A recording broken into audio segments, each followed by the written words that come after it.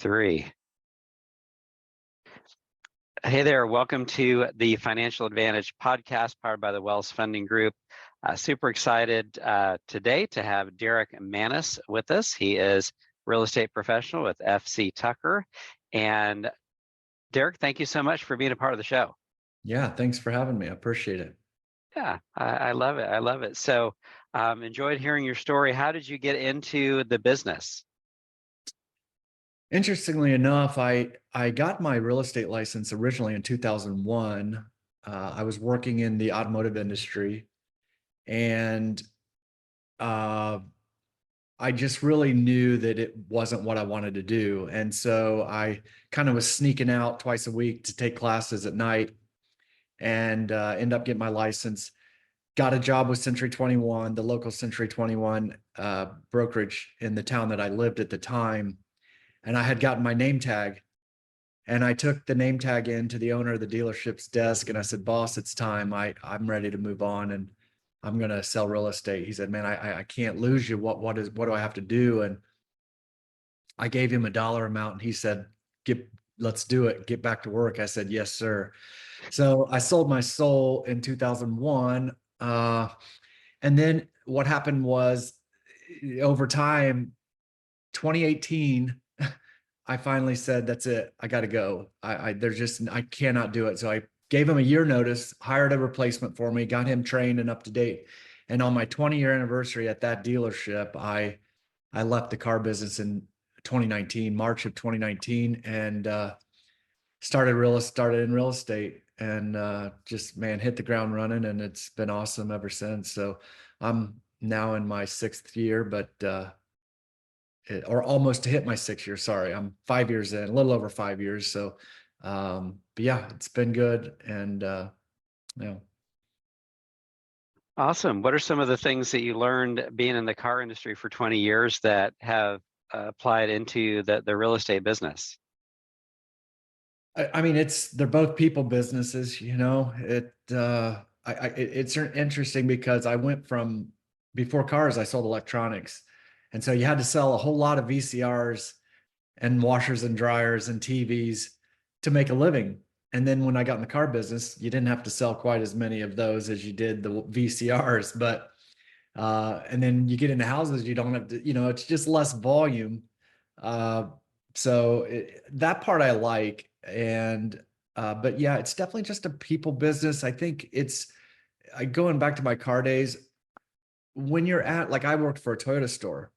So we had another Toyota store 15 minutes one way and another Toyota store 15 minutes one way. So if you wanted a red Toyota Camry, I wasn't the only game in town. And so it really, having to sell a product that you knew somebody could go 15 minutes either way and get the same thing, that to me was the most beneficial thing in honing my sales craft, because my product wasn't it wasn't impossible to get anywhere else. And it's the same thing with housing. The house that I show these people, they can pick any other agent to show it to them, and so that aspect, it had to be you had to be the reason that they bought that red Camry from you versus 15 minutes down the road, because they could get it there, they could get it from you. The car wasn't the difference. You had to separate yourself. And I believe it's that servant mindset. I believe that is my secret to my success. Is I'm a good servant. I always put on my servant hat. I think, well, how would I want to be treated? And that's what I do when I'm with a client. When I'm with a client face to face, everything changes about me. I am in servant mode, and it has served me well. And I believe that it is the key to being the best in sales. I really do. The best salespeople are the best servants. Yeah, I love it. There are a lot, I think, to unpack there, but being able to put yourself in their shoes, being able to, anticipate their needs maybe before they even, know what it is that they need, because whether you're on your side of the real estate or my side with lending, it's not anybody's fault. There's just a lot of things that people don't know. And so part of our job is to come alongside and help them gain an understanding of the process. Is that kind of what you're talking about? I think so. Yeah, primarily again, just knowing that, they want to buy a home or they need to sell their home and they're relying on you to know things they don't, and making them comfortable with that process and building that trust. That's the key. And I think that you build trust through servitude, Hmm. humility, and obviously I know more than most of my clients when it comes to real estate, but I sure don't try to come off as a know-it-all in front of them. So trying to present knowledge to them in a humble fashion, um, I think it's the key. I think it's my secret weapon when I compare myself to my peers, what separates me a little bit from some other people. I think the way that I interact with my clients with professional humility, I think is the kind of the way I would Hmm. phrase it. It helps, it certainly helps me. I don't know how else to explain it otherwise, how I've been so successful. Truly. I mean, I'm not, the most studly guy. I'm 5'9", that you hear people, tall guys do better than short guys. Well, I clobbered my peers last year and I'm 5'9", so I don't, height is not the secret to success. Certainly it might come off as a little bit, you might have a little bit more, I don't know what they think it does, but at the end of the day, again, my point is I'm just a normal guy and I've made an amazing living by just being a good servant to people. And I think Hmm. early on, it was that inferiority complex that built in that servant's mindset because I did feel inferior. I was afraid. I started in sales young, and I'm like, I always carried around that feeling like they're going to, I'm too young to be doing this. And so I always was compensating through trying to serve harder. And I think it played well because I never got rid of it. Even when I became successful and became older, I didn't try to dump that side of me. I kept that I need to be doing better. I need to serve them better mindset. And it's I wouldn't let it go now because now I believe it is the reason that I've been so successful. So, and it may not be, maybe it's not, but it's what I've convinced myself. Yeah, yeah. Well, and I think part of being a servant, you touched on, you know, becoming really good at what you do, so that you can serve other people, and that competence in what you do gives you confidence, but then it also allows your clients to be able to trust in you because you're not doing it from a place of arrogance or you know superiority, but you're I guess kind of like a river guide. Like if I was going to go whitewater rafting and I'd want the guide that's been down the river several times and and able to in a kind way let me know what we're doing and how to successfully make it, and the fact that I know this person has done this several times would give me confidence in them, and it sounds like the same thing with you working with your clients. For sure. Yes. I do. I feel like, yes, though I'm the river guide and I'm guiding them the right way, I'm going to keep them off the rocks. Keeping them off the rocks keeps me off the rocks.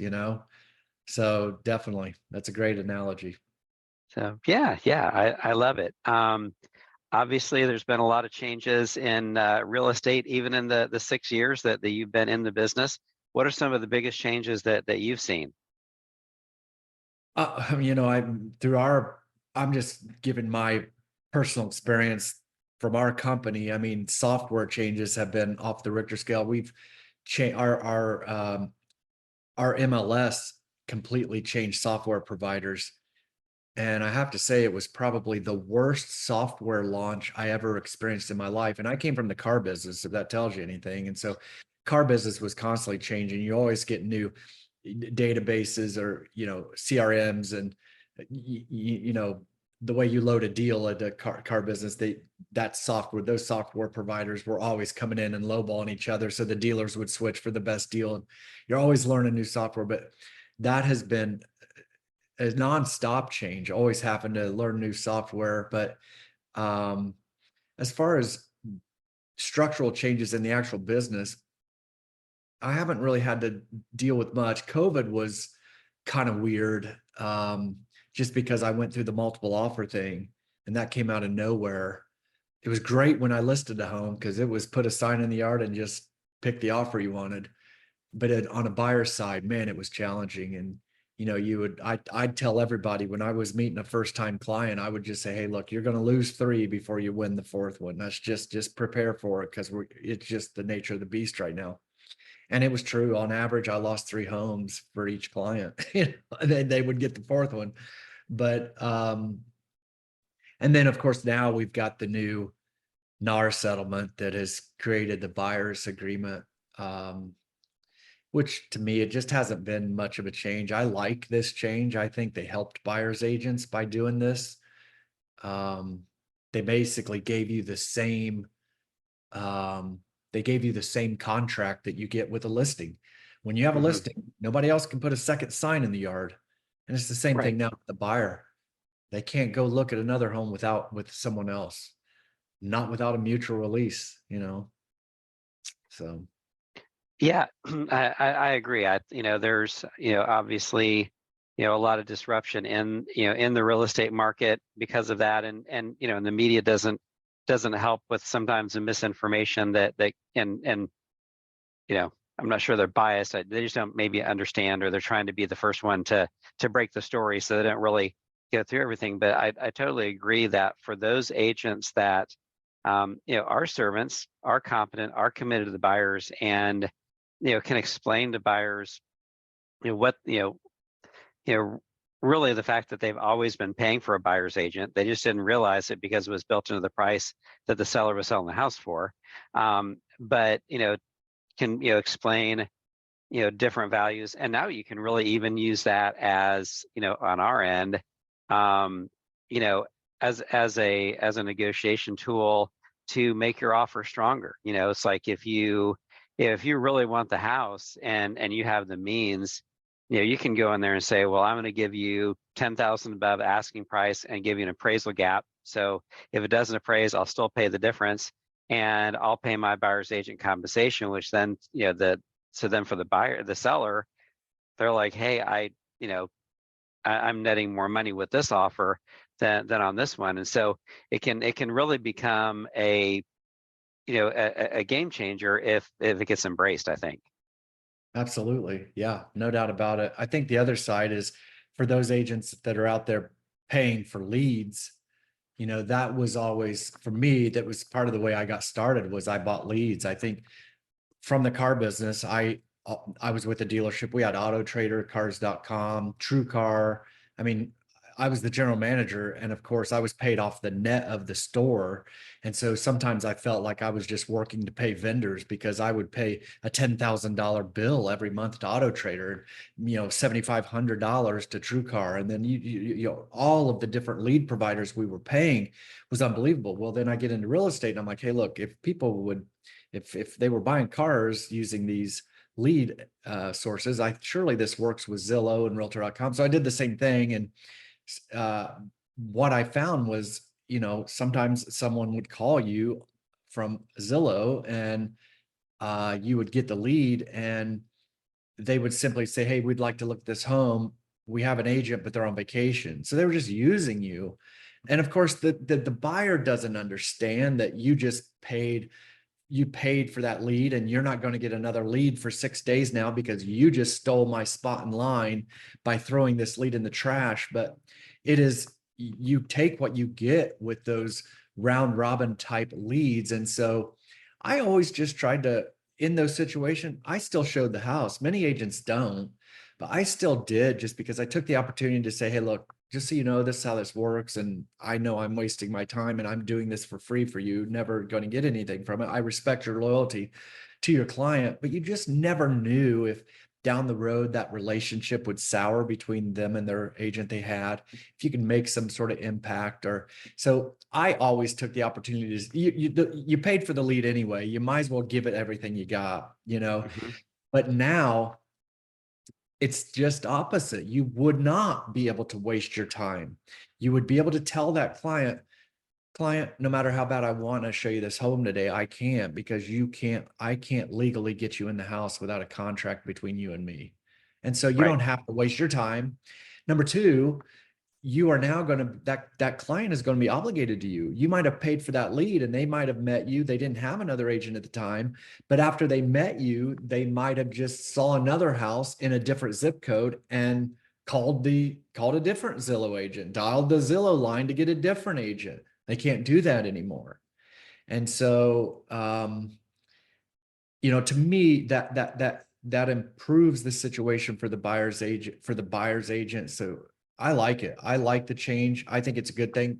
Going back to your media comment, the media wants to make it bad news because bad news is what sells. Yep. Sadly, like, people don't want to watch anything good. It's like we all want doom, gloom, and horror, and it's just sad. It's sad how society's become, but that's the news, man. They just want to turn it negative because they know bad news sells, and so they are trying to make this settlement bad news. It's actually a good thing for real estate. I think it's the best thing that's happened to real estate since I've been an agent.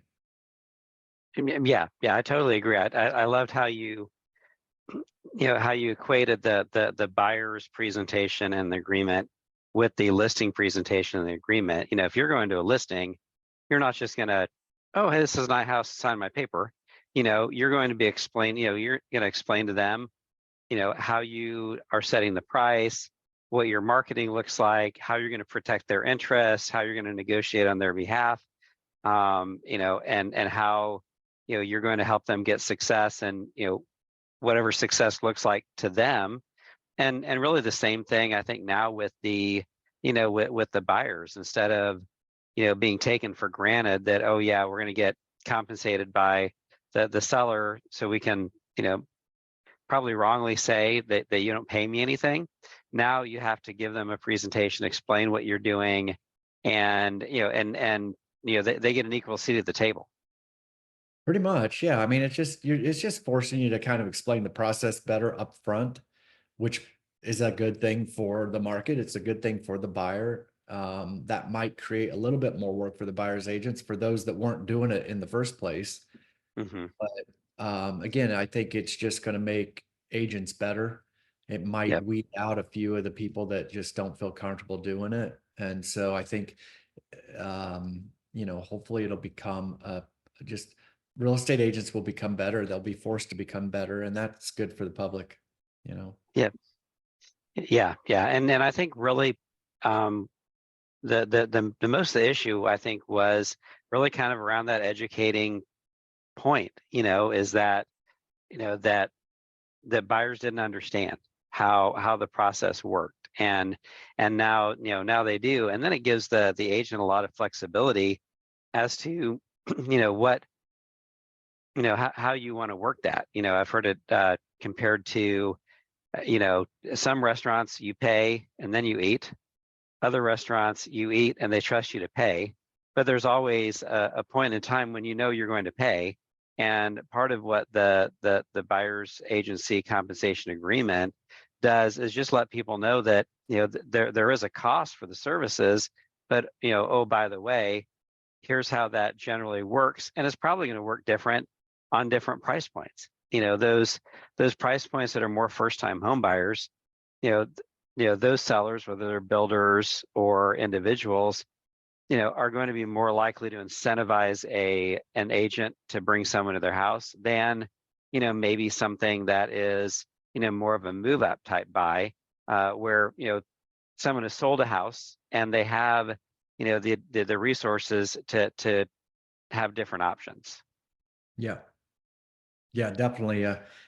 I don't know. I've had one situation, again, in Indiana, which is where I am. July 1st, our laws changed, so we had to have the agreement since then. And I think I've probably closed maybe 8 deals since then. And I had one deal, the list agent kept 4 and I got 1.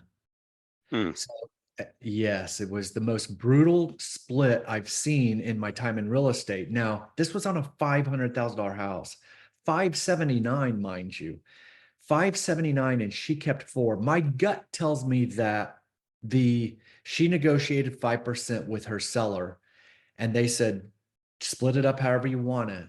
And she worked the deal that way. And what happened was when I first called her and said, "Is there a BAC?" She said it was 2%. And my client submitted an offer. And when they countered back for the BAC to be 1%. And I told my clients, they were repeat clients of mine, younger couple.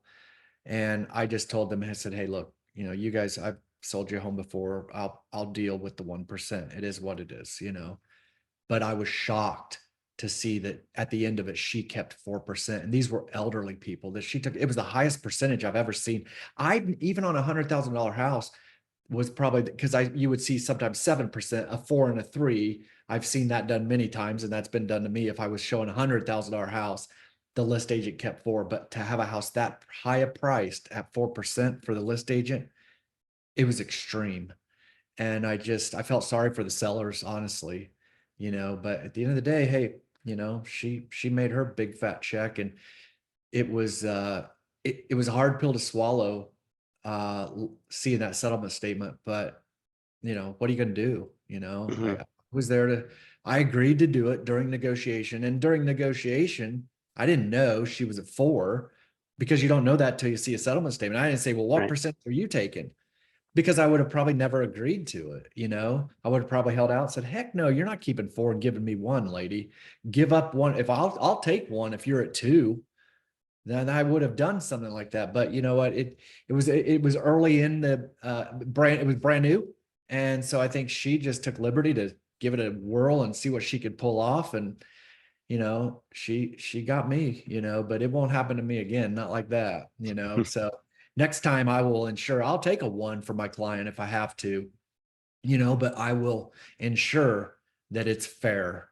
So Yeah. I was happy to learn my lesson early on, but I would say I would caution any agents out there watching this. If you get into a tight negotiation over commission, you make sure that list agent isn't hitting the lottery while they're giving you peanuts, because it should not be unfair like that. And that was the most atrocious respect for a fellow realtor that I've ever seen done in my time in real estate. I could only Yeah. hope he was watching this, but Well, I know you mentioned that you are big on mentoring. So, who do you look to as mentors? And I know that you mentor other people. What are some things that you're doing as a mentor? primarily I'm just here for questions. I mean, they just call me. Instead of calling their managers, they call me, and I don't mean any disrespect if there's managers out there watching this. I was the general manager at a Toyota store, but I will tell you that I was the type of manager that I still sold cars, because I wanted my people to see that he knows what he's talking about. So I never stopped selling cars, even when I was the general manager. People would come in and ask for me, and I would work the deal from beginning to end. I would get their car appraised. I would take them to the finance office. I would do the delivery. I would set up their cell phones. I wanted to know what my people were going through. And so I would encourage, if you are a manager, try to be that type of manager, do what I do, not just what I say. Hmm. And so as a mentor, in that mentor program, I try to do that with these guys, and they see my performance. I've been over 20 million every year for the past 4 years. Every year but my first year, I've been over 20 million bucks. And I'm not doing that with $1 million houses. I'm doing that with 3 and 4. I'm doing that with 50 to 60 transactions a year. Hmm. So it's work, it's a lot of work. And it's not, I'm not selling 10 $2 million houses to do it. There's a lot of people Yeah. at $20 million doing it that way. And hey, bless their hearts, lucky them. But I will tell you, I think you'll make more money doing the 3 and 4 because your percentages are higher. So you get that volume, but you got a lot of transactions. You're making more at 3 and 400 percentage wise. You're doing the 3s or 3s and a half versus the 1.75s when you're at the $2 million mark. So I think the guy working harder makes a lot more money that way. But Yeah, I'm here for them for the questions, hey, what do we do here in this scenario? That type of thing. I don't schedule classes or meetings. I'm just here for them, giving them advice. Here's what I would do in this situation. Lots of inspection stuff. What should I do in this situation? Yeah. Yeah, well, and that's where I think like the best leaders lead by example, and they know. I mean, I think it's back to that competence that brings, confidence.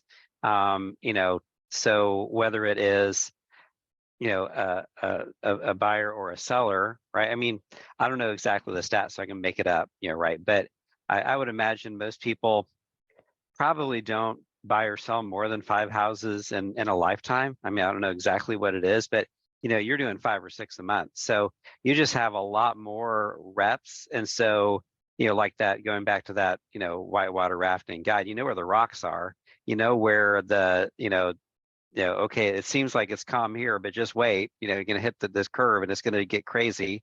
And then, so not only does that bring confidence to, your clients, but also to, those that are coming up that like, hey, if I get into the weeds, I can reach out and I bet Derek has seen something like this before. Yes. Yeah. And I prep my people. I learned this early on from the first listing I had. I was scared to death. I was fish out of water. And the list agent on this home, bless her heart, man, she's been great to me ever since. And we still talk to this day, but she was so good. She was so helpful. And she knew I was new because I disclosed it to her. And man, she just guided me through that. And she said, Derek, this is what I do on every transaction. I tell myself there's going to be 2 times on every transaction where it feels like it's fallen apart. And she said, Derek, if you just go into that deal knowing that when those moments come, you already know you're going to make it through. And so Yeah. I tell my clients that.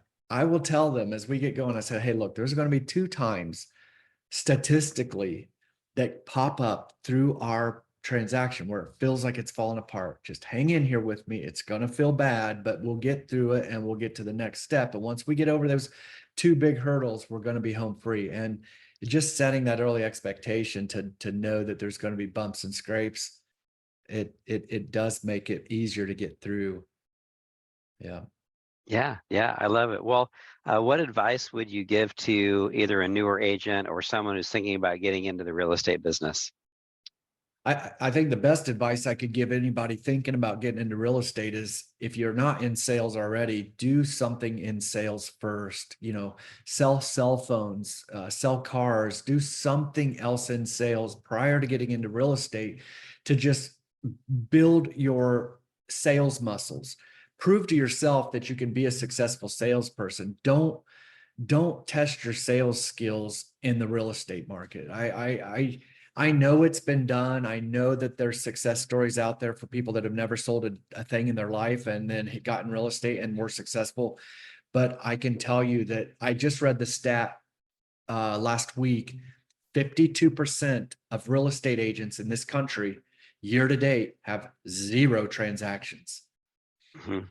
And there's a reason for that. It's because those 52%, I would say 50 of the 52% that have not sold anything this year are trying to sell real estate without ever exercising their sales muscles in another industry prior. And Yep. so they just jumped in thinking, oh, I watched the TV show. I bet I can do it. Or I'm pretty. I think I can do it. No, it's not that. It isn't. It's a people business. It's a sales industry. You have to be good at sales. To be good in real estate, you have to be good at sales, period. And Yep. so definitely step one, definitely make sure you already know you have sales skills before you get in. That would be the best advice I could give. After getting in, this is what I know having been in real estate and been successful where I am in my own state. I've been ultra successful primarily because I had a 2,400 person database to get started with. That has been half of my production. The Mhm. other half of my production has been stranger leads, people I meet at open houses, people I get off of Zillow leads. So what I know is this: I can move to Lincoln, Nebraska. I've never been there before in my life. I don't know why the city just popped in my head, but I could go to Lincoln, Nebraska, having never stepped foot in the place, get my real estate license active there, and my first year easily make over $100,000 a year simply by signing up with Zillow, Hmm. because I have the sales skills and Zillow has the leads, and they're good leads. So that would be my advice, is if you don't know anybody, you don't have a database, you're going to have to get leads. What kind of leads do you want? You don't want people that says, you know what, I'm thinking about buying next year. No, you want people that are looking at houses today. Who's looking at houses today? People filling out leads on Zillow and people walking into open houses. Yeah. So those two things, open houses are free and Zillow leads cost a little bit of money, but you know what? At the end of the day, they pay for themselves. And Hmm. it's hard to get, if you're not going to invest in yourself, how do you expect to make any money? So you're going to have to spend a little bit to make it. Yep. Yeah. Yeah. Totally agree. Totally agree. Yeah. And that, yeah, I mean, you got to be willing to talk to people. You got to be willing to put yourself out there. And you got to be willing to invest the work, like you were talking about, getting the knowledge, getting the skill, or, researching, there's podcasts, there's, videos, there's white papers, there's all sorts of ways that you can get, get, you know, get understanding to be able to communicate to a buyer or to a seller that's going to set you apart, especially when you're coming, and more importantly, when you're coming with that, with a heart to serve the client, and to, to put their interests above yours. For sure. I will give you another example is when keep in mind, as a general manager of a Toyota store, the only thing higher than me was an owner. So I had worked my way through, I sold cars, I was a finance manager, I was a sales manager. Eventually I got to be a general manager. I was the guy that everybody asked the questions. If they had a question, they came to me because I had been through it. I almost did 30 years in the car business. I did 26 years, 20 at one specific store. And so I went from being the guy that everybody asked the questions to the bottom of the barrel. I Mhm. was just a lowly old, simple old realtor, and I was scared to death. But the company that I work for, and I don't know how many other agencies do this, but my brokerage has a program called LEAP, LEAP as in Paul. Mhm. So you go through and you get your license, you get active, you get acclimated to them, they get you in office, and then you are forced to go through 2 weeks of LEAP training.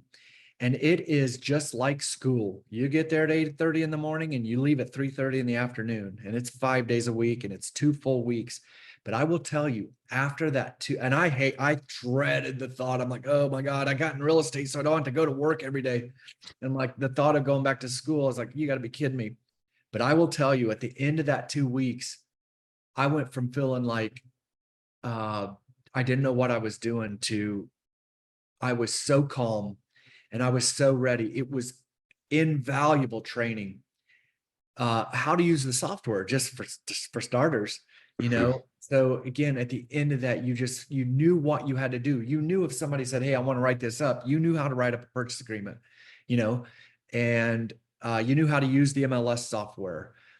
You knew how to get in a lockbox, and all those things that at the time I didn't know what to do. And so I would caution people too, as a new agent, make sure the brokerage you're with has some sort of training system to get you going, because I cannot imagine. I I don't think I would have had even remotely close to the success I had early on if I had not endured that 2 weeks of LEAP training. So definitely make sure that if you're signing up with a brokerage, make sure that they have some sort of training. Now, if you're new and just changing brokerage, it's totally different. But if you're brand new, never sold a home before, make sure they have a great training system to get you up and running. Yeah, Yeah. yeah, I love it. I love it. Well, Derek, thank you so much for being with me today. It's been a great pleasure to Yeah. have a conversation with you for sure. Yep. Awesome. Thank you. Yeah, now I'm sure a lot of people would like to get in touch with you. talk about real estate or potentially getting into a career, what's the best way for them to contact you? Well, one thing I also did, I will say that's kind of rare about me is I don't have social media. And so I don't use Facebook. I don't do Instagram. I don't have any forms of that. For me, when Facebook first came out, I did sign up, but I realized early on that it was a distraction to me.